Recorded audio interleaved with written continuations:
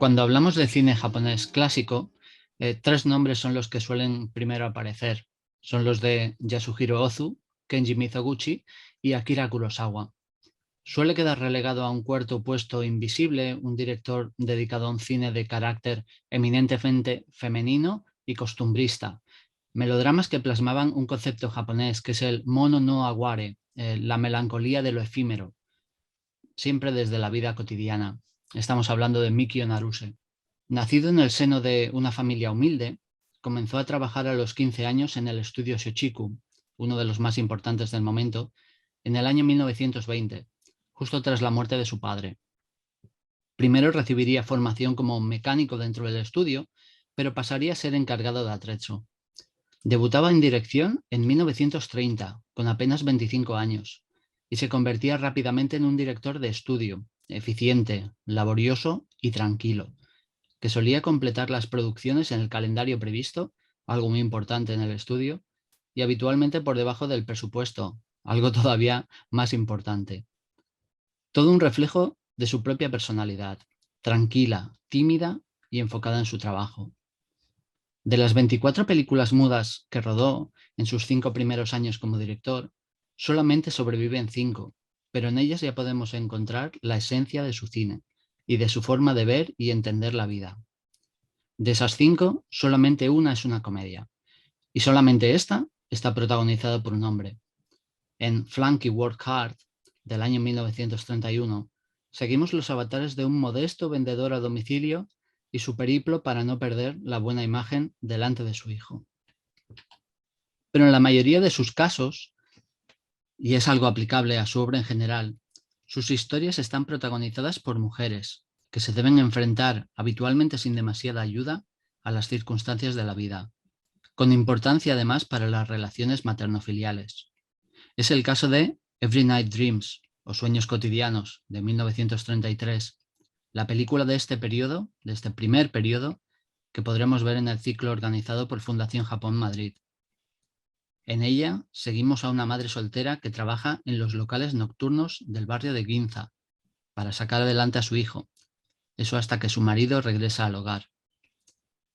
Este film, además, es un ejemplo del estilo narrativo de Naruse. Sus historias se desarrollan a través de la vida cotidiana, a través de los pequeños detalles que llenan el día a día.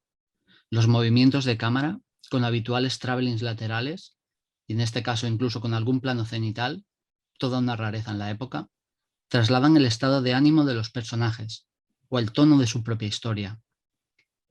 Su estética es tan detallista y virtuosa como el mimo que va a imprimir a cada escena. En el caso de Apart From You, también de 1933, la protagonista es otra madre soltera, en este caso una geisha cuyo hijo se avergüenza de la profesión de su madre. Este film puede enlazar con otro de los films que veremos en esta retrospectiva, como Crisantemos tardíos, otra historia de geishas marchitas, aquí en el marco de la posguerra. Pero más allá de eso, el cine de Naruse sirve como crónica de un Japón en plena era de modernidad en los años 30, con una Tokio reconstruida tras el gran terremoto de Kanto de 1923, en camino de convertirse, si no lo era ya, en la metrópolis que conocemos. Ya dentro del cine sonoro encontramos ejemplos como Wife, Be Like a Rose, de 1935, en la que una joven chica moderna, una modern garu, se enfrenta a su pasado al ir en busca de su padre que la abandonó a ella y a su madre. El film, de nuevo, entra de lleno en ese concepto del mono no aware y de su aceptación del pasado. Este largometraje, como tantos otros de su obra, destaca por su final abierto, en el que la vida continuaba para los personajes.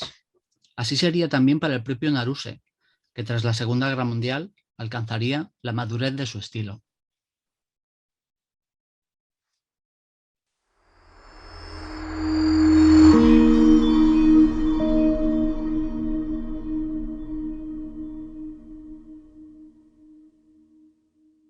Tras el paso de Mikio Naruse por la Shochiku, estudio en el que estuvo trabajando durante más de 13 años, el realizador decide en un momento dado marcharse, ya que ve que en Yasuhiro Ozu es el director que el estudio emplea para la realización de los dramas costumbristas.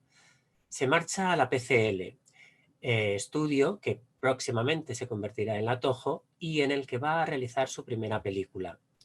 Allí conocerá a la actriz Sachiko Chiba y realizarán juntos la producción Wife Be Like a Rose, que ganó el premio Kinepoyumpo y que además se estrenaría directamente en Estados Unidos, aunque realmente no no tuvo un éxito muy importante.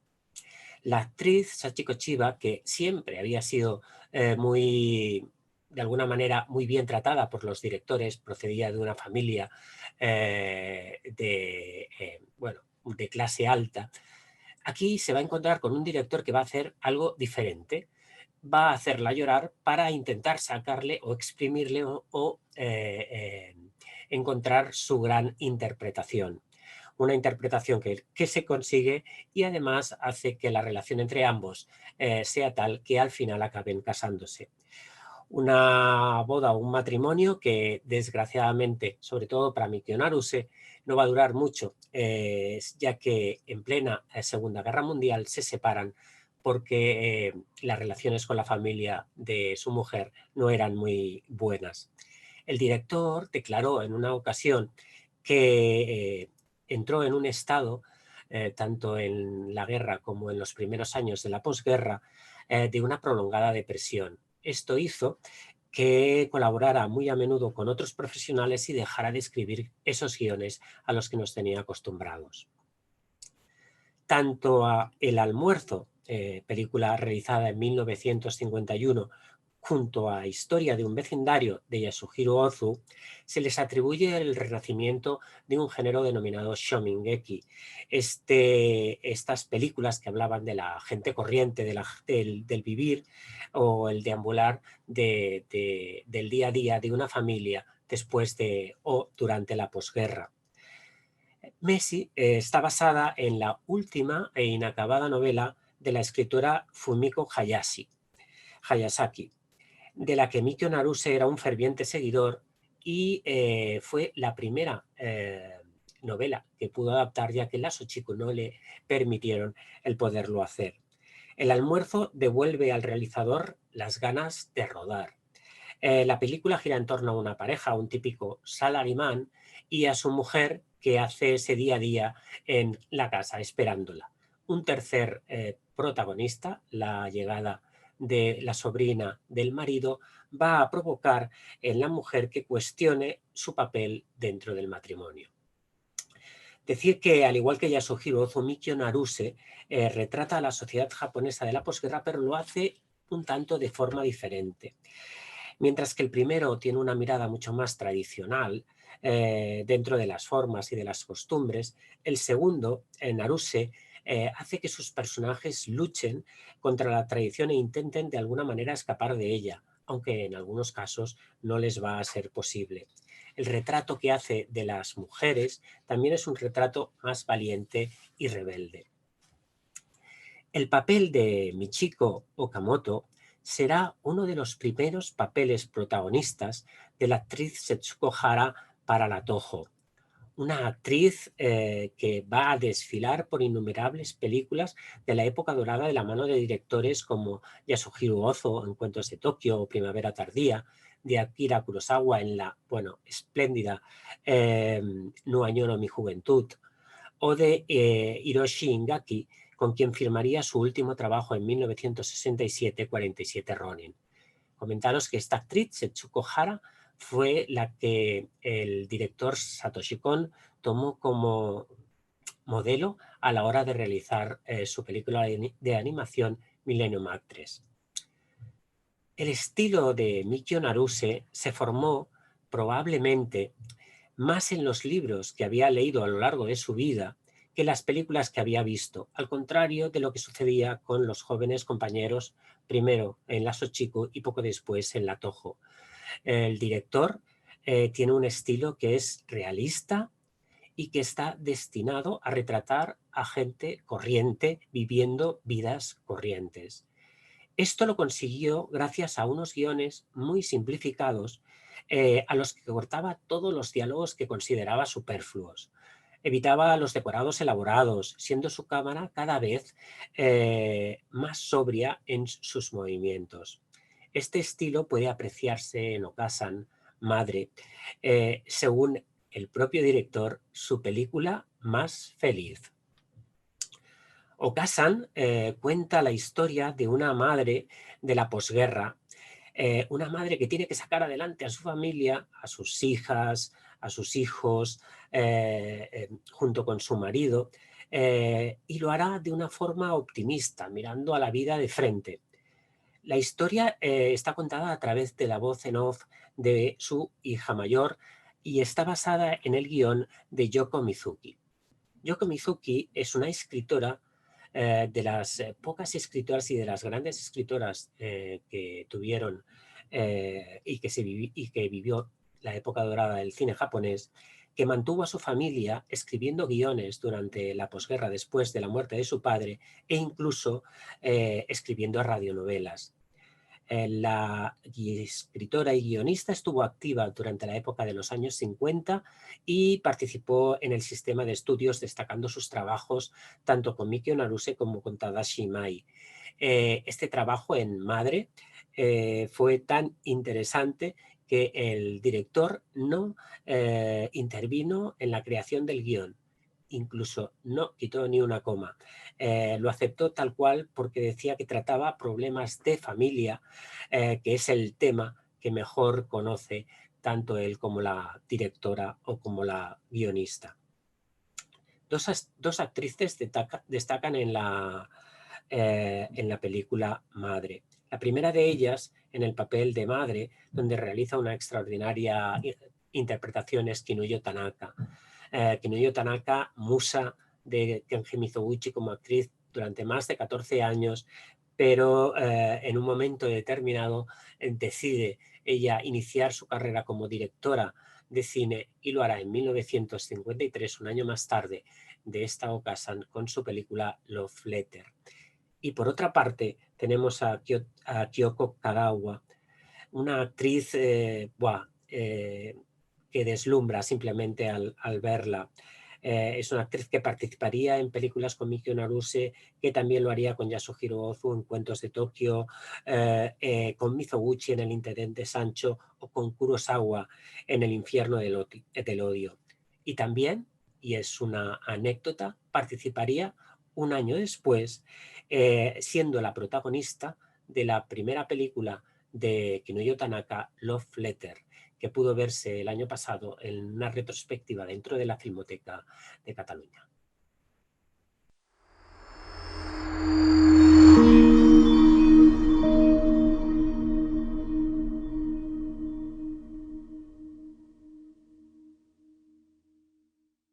De los tres grandes clásicos del cine japonés que mayoritariamente conoce la gran parte de la población occidental y, por supuesto, los espectadores españoles, solo Kenji Mizoguchi tenía una mirada mucho más directa y profunda a la mujer japonesa.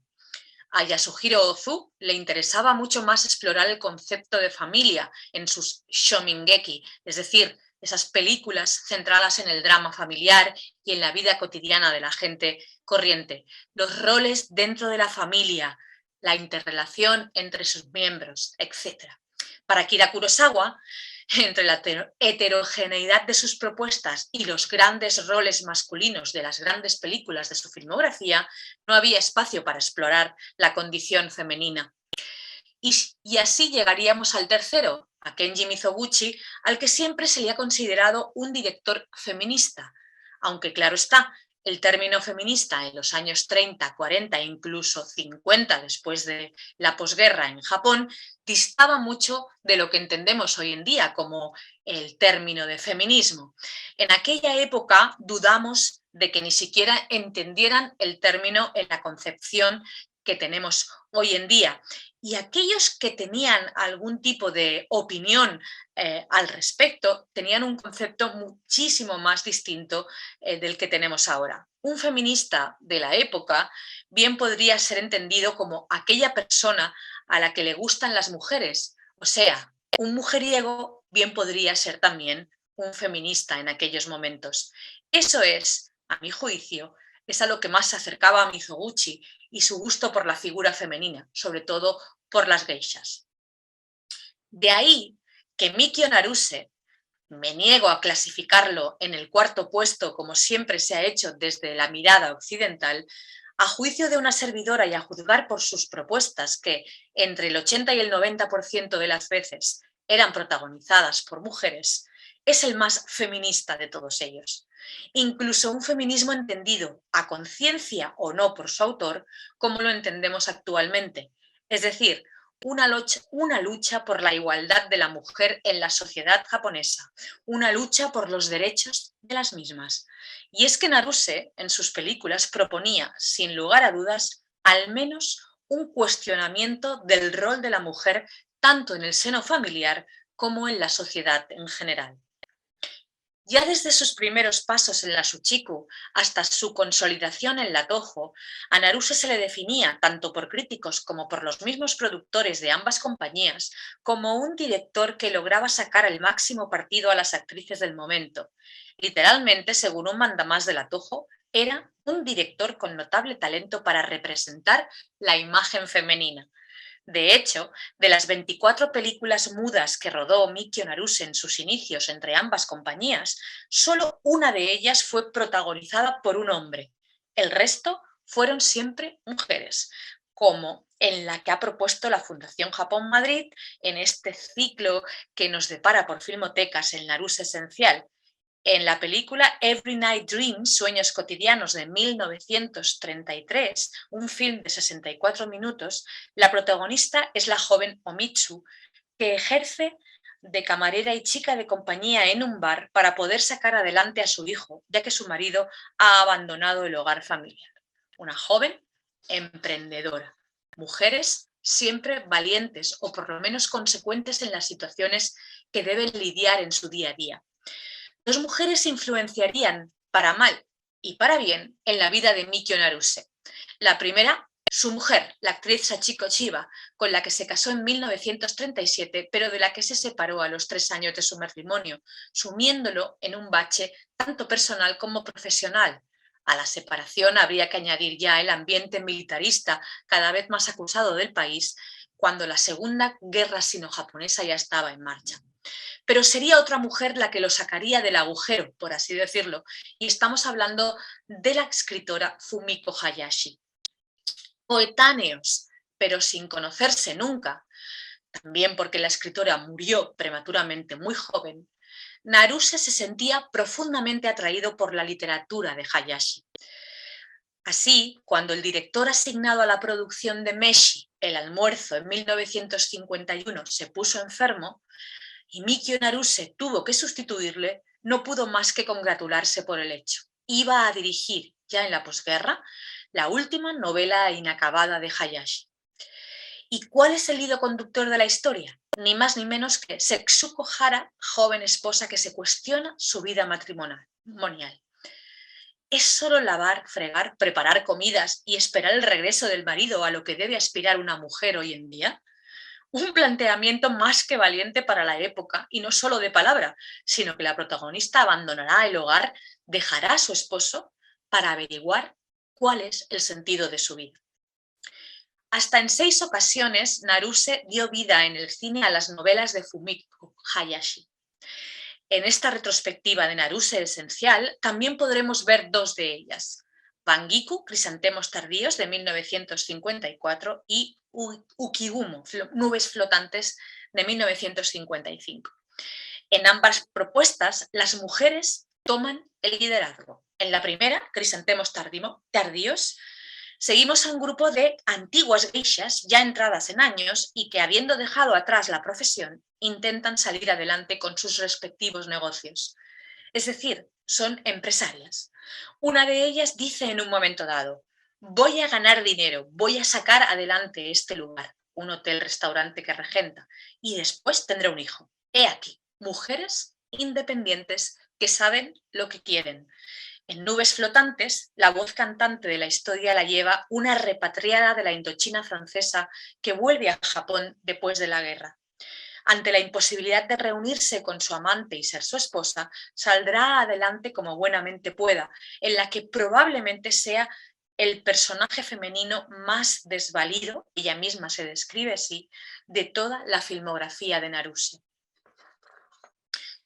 Y ya que hemos hablado de Nubes flotantes, estaría bien comentar que su guionista fue una mujer, Yoko Mizuki, con la que Naruse trabajó en varias ocasiones. Por ejemplo, en Okasan Madre de 1952. De nuevo, tenemos el relato en boca de la hija mayor de la familia que durante toda la película realizará una especie de oda a su madre. En esta ocasión, interpretada magistralmente por una inmensa Kinuyo Tanaka, una madre que hace frente a la pérdida de su marido y de su hijo y saca adelante el negocio familiar. De nuevo, una mujer fuerte, una mujer empresaria y una mujer cabeza de familia. Y si hablamos de la guionista Yoko Mizuki, no podríamos olvidarnos de otra mujer, otra guionista con la que Mikio Naruse trabajó en múltiples ocasiones también. De hecho, con ella trabajó en el libreto de Meshi, El almuerzo.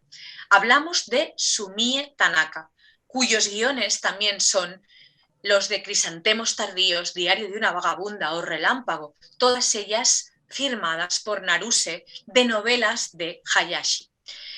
En el ciclo Naruse Esencial podemos disfrutar de Nagareru, A la deriva, film de 1956 escrito por Tanaka, en el que, de nuevo, la actriz Kinuyo Tanaka interpreta a una viuda que llega para trabajar de sirvienta a una casa de geishas. Otra vez, Naruse plantea un entorno de mujeres independientes, empresarias y lidiando con los avatares de la vida de la posguerra que les ha tocado vivir. Con otros novelistas y guionistas masculinos trabajaría Naruse, por supuesto, pero siempre con un elemento en común. Las mujeres serán siempre las protagonistas de sus historias.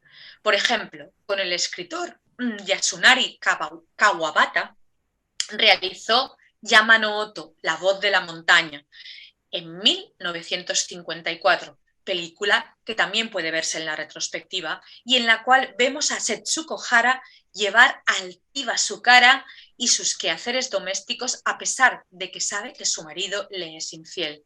La protagonista encuentra complicidad con su suegro, quien silenciosamente se da cuenta de su sufrimiento y quien también la apoyará en las decisiones valientes que se plantea, como si abandonar o no a su marido, o incluso, fijaros en lo adelantado para la época, someterse a un aborto para no criar a su hijo en un matrimonio sin amor.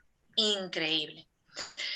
Con el guionista Shinobu Hashimoto, el gran escritor de muchos de los libretos de Akira Kurosawa, entre ellos Rashomon, Trono de Sangre, Vivir o La Fortaleza Escondida, ni más ni menos, él trabajaría con Naruse en Iwashigumo, Nubes de verano, en 1958, que también está en la retrospectiva.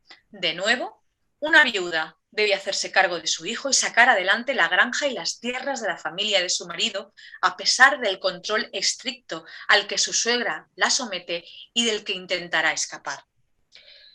Otra mujer independiente y decidida es la que protagoniza Hideko Takamine, otra de las grandes actrices fetiches de Naruse, en Midareru, Tormento, de 1964. Una mujer que sola, su marido fue a la guerra y murió allí, saca adelante el negocio de su familia política y mantiene a todos en la casa. El conflicto lo tendrá con ella misma cuando su cuñado le confiese su amor. ¿Debe rendirse al creciente interés que siente por él? ¿O debe seguir siendo fiel a su marido muerto? Y la que para mí define casi a la perfección a la mujer en el cine de Mikio Naruse, y que para una servidora es una de sus grandes obras maestras, es su película de 1960, Cuando una mujer sube la escalera. De nuevo, una inmensa Hideko Takamine da vida a Keiko, que al quedarse viuda ejerce de anfitriona en un bar de chicas y de compañías que resiste a las tentaciones de los clientes ricos que buscan tener relaciones más personales con ella. La película también está en la retrospectiva de Naruse Esencial. Y si podéis, no os perdáis su final, pues en él se recoge la quinta esencia del cine de Naruse y sus mujeres.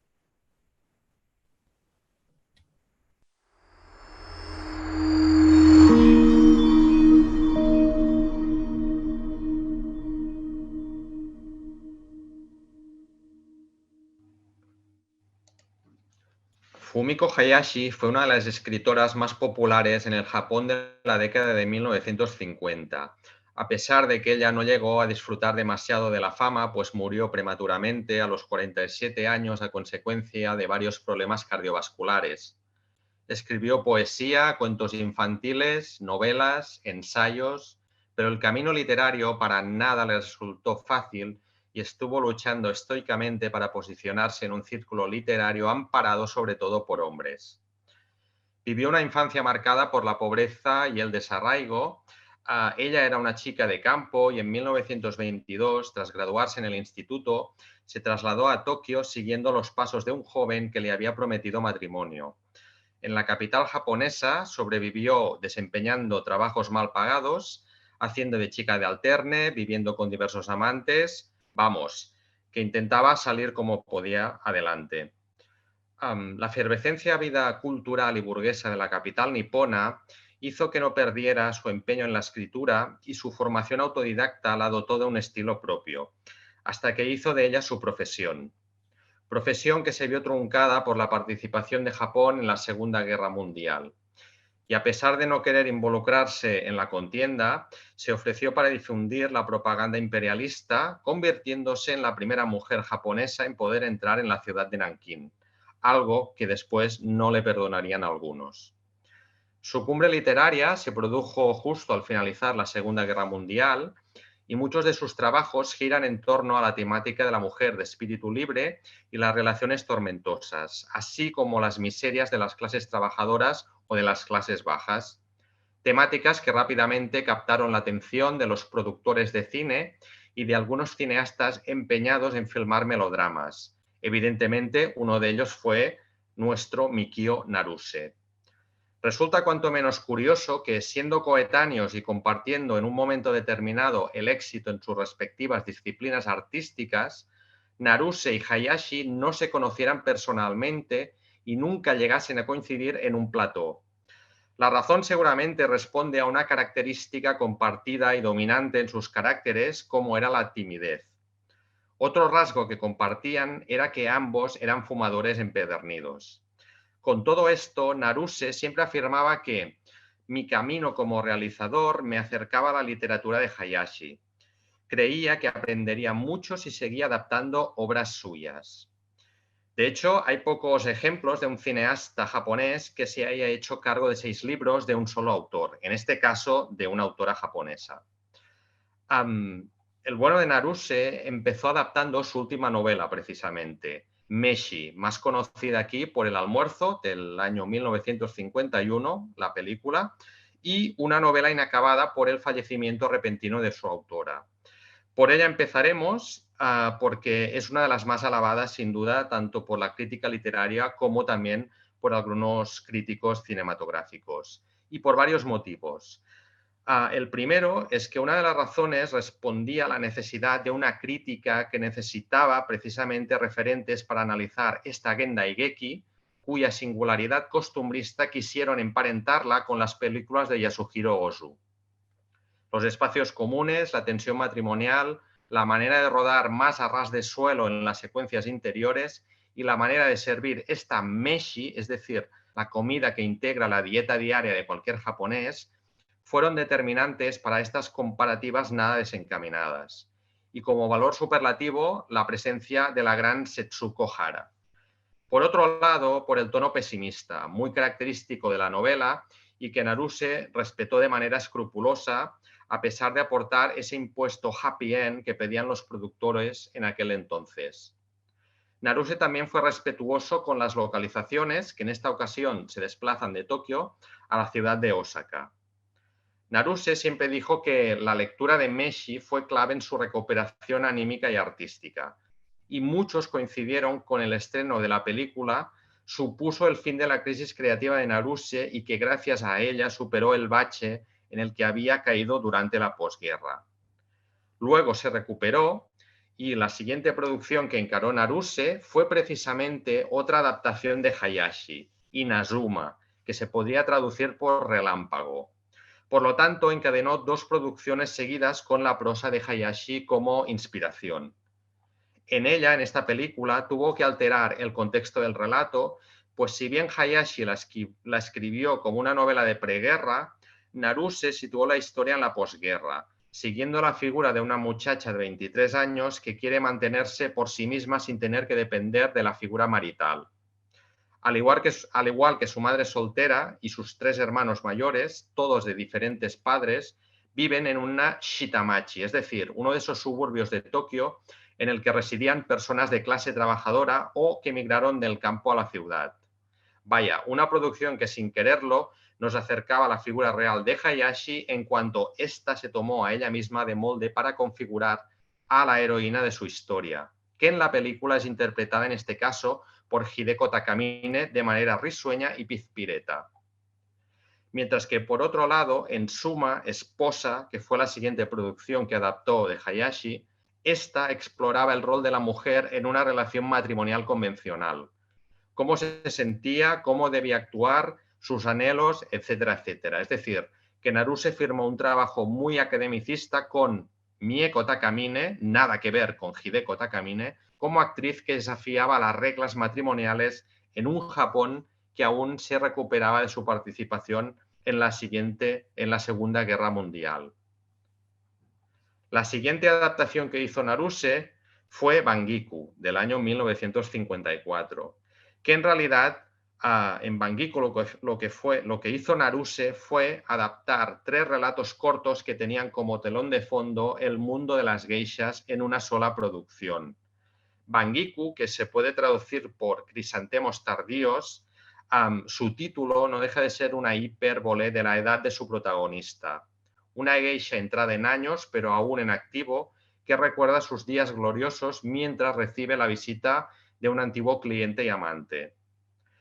Estos 3 relatos que comentábamos se publicaron en 1948 en la revista Bungei Shunju y combinaba la literatura con artículos periodísticos esta revista, recopilados en un solo libro en el año 1952.